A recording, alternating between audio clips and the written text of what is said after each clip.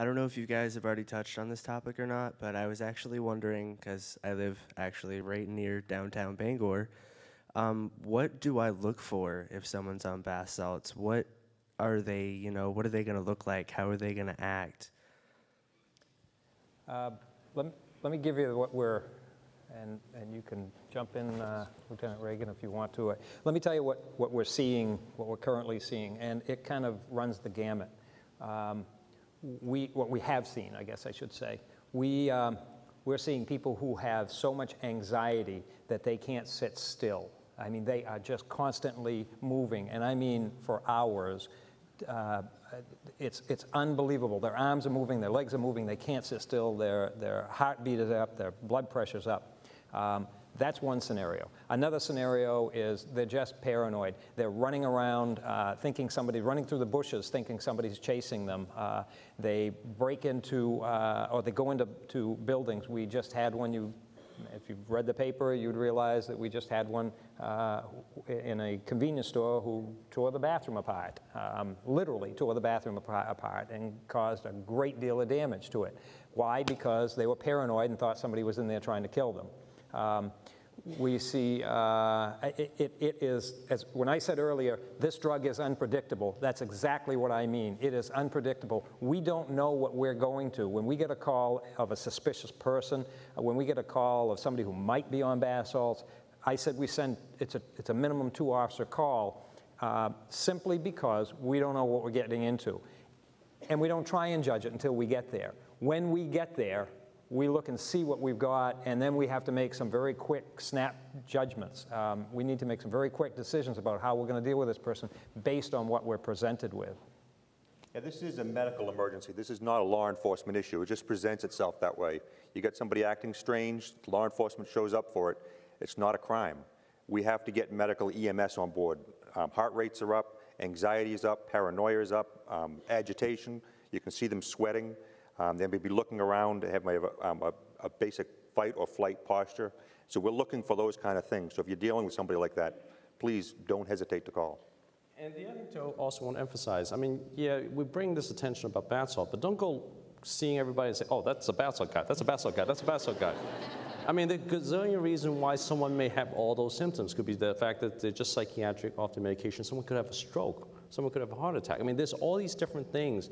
I mean, if you're concerned about someone, just, say, hey, there's someone acting bizarrely, and, we need further workup to figure out what's going on. So I don't want you, the message is don't label everybody bath salt. And the other thing, too, I want to emphasize, before Jonathan can talk a little bit more, this is a very humiliating thing for the bath salt user. When they have these bad trips, I mean, think about the guy on the bridge who was on YouTube and people filmed it. Can you imagine the guy, after you get a little bit clearer and look back and say, oh my gosh, my face is over YouTube, me dangling naked off the bridge. And this is a small community. People know you. So people, so we need to be really worried, concerned that we shouldn't just think about bath salt, oh, this is really bad and whatever it is, but think about what it's doing to the user. And this is really a bad thing for them. I think the description of what you're seeing is pretty good, but the point that Tony made is really important, that this could be a lot of things. This could be low blood sugar, but most importantly, whatever it is, it's a medical emergency. And so whether you know someone's used bath salts or not, if they're confused, if they're agitated, if they are behaving bizarrely, please call 911. You will get police, you will also get an ambulance. And you do color that response to a certain degree. If you say, hey, there's a crazy guy using bath salts and he's running around in my front yard, you'll get a law enforcement response first and then the EMS response. So don't color that. Just say, I think there's someone who needs help. They seem very confused and they're very agitated. And particularly for those that are toxic, I mean, that's a medical emergency that people die from. And the treatment for it is rapidly sedating them, bringing down their temperature, bringing down their heart rate, and they're very, very ill.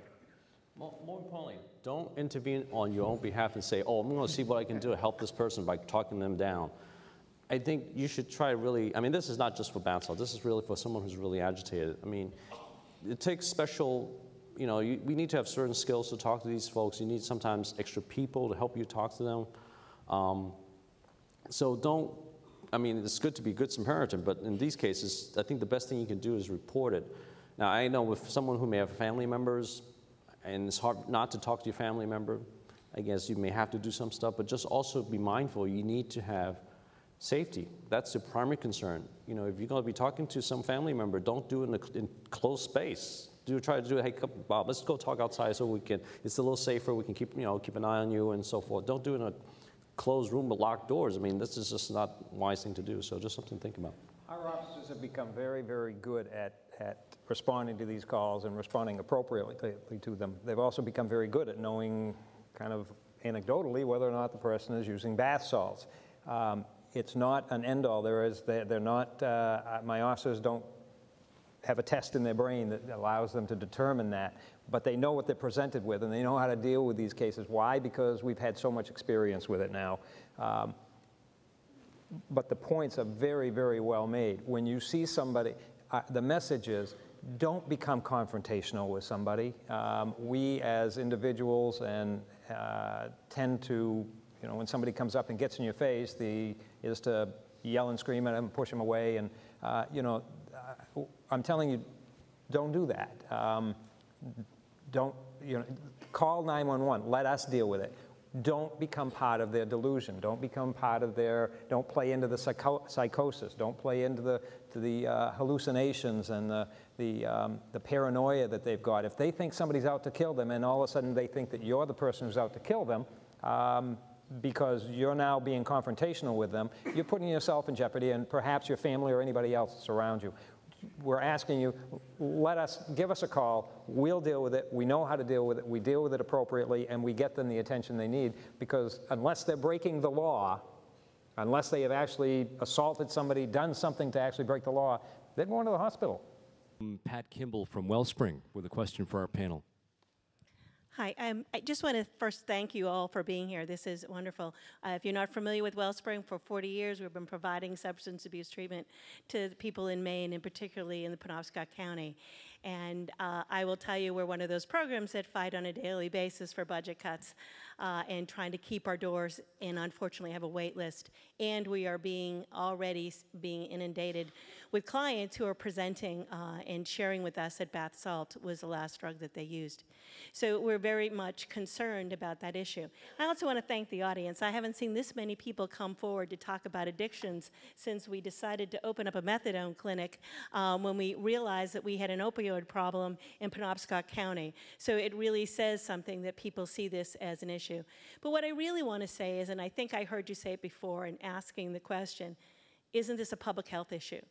That this is just, I understand the importance of getting the bath salts off the street. I understand about the laws, and that's really important about that.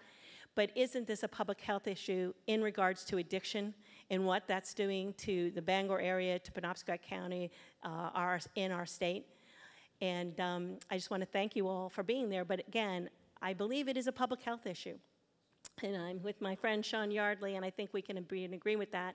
And the importance is to work together and to find a way. I mean, the question was about treatment and what are we doing for our clients and how are we detoxing them and how are we assisting them so they don't end back 4 and 5 times in the emergency rooms or 4 or 5 times into our jail cells. Thank you.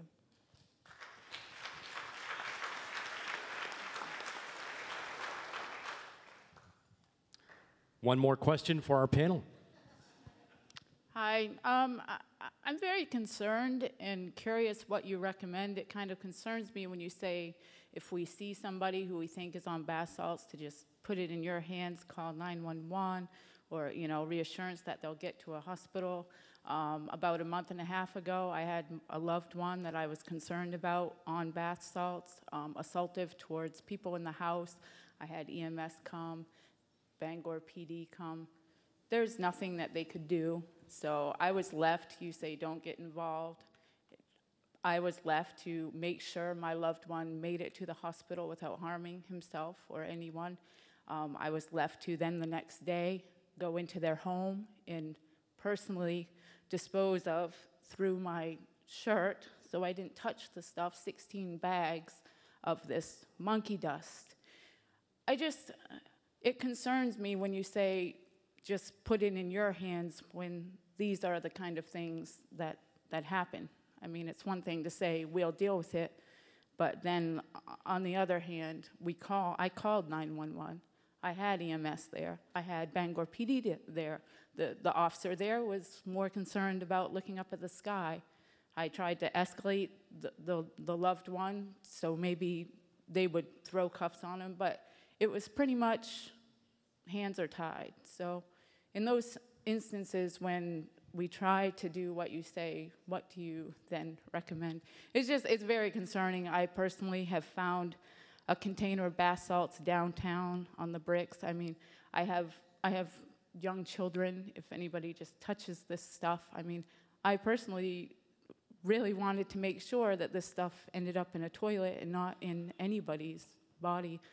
So people really do have to do what they can do, but I guess I'm just really asking you guys to really, really take it seriously, even to the extent I've had a parole officer, when I explained my concern and that story, he looked at me and said, oh, the best thing you could have done is just left them in the house to deal with it themselves.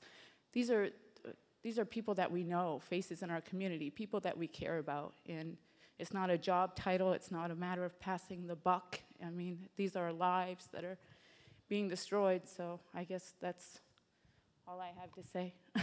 Okay.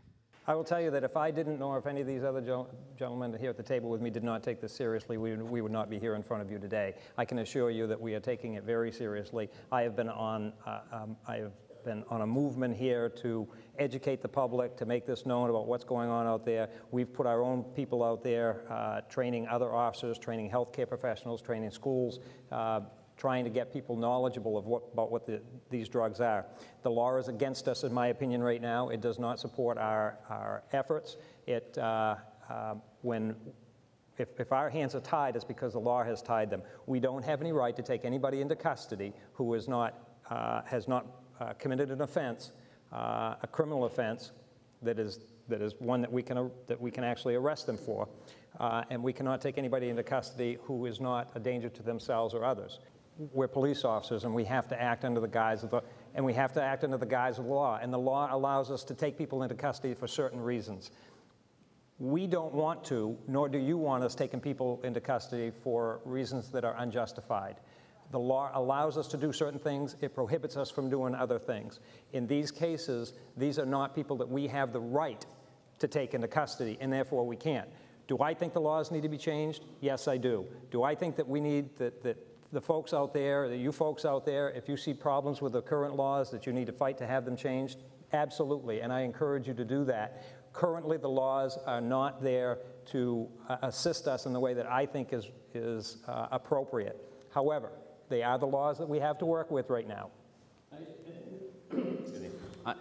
We hear your frustration. I think that's something that we see on a daily basis. You know, the officers encounter them. We see them in the, at Acadia. He sees them in the emergency room. We wish we can do more sometimes because of the fact that we know these folks need help. I worked in New York State before. In New York State, you're right. I mean, do they have different laws that can commit, to bring someone in against their will? Yes and no, but they're still very tied to a certain degree, which is mental health. But again, even, let's just speak of mental health-wise, I had gradation. Like, for example, what we had in New York was 937, which was an commitment order executed by a physician. But I often have a secondary law that I can back up into it. Let's say, because my law is very stringent, like someone has to be psychiatrically whatever.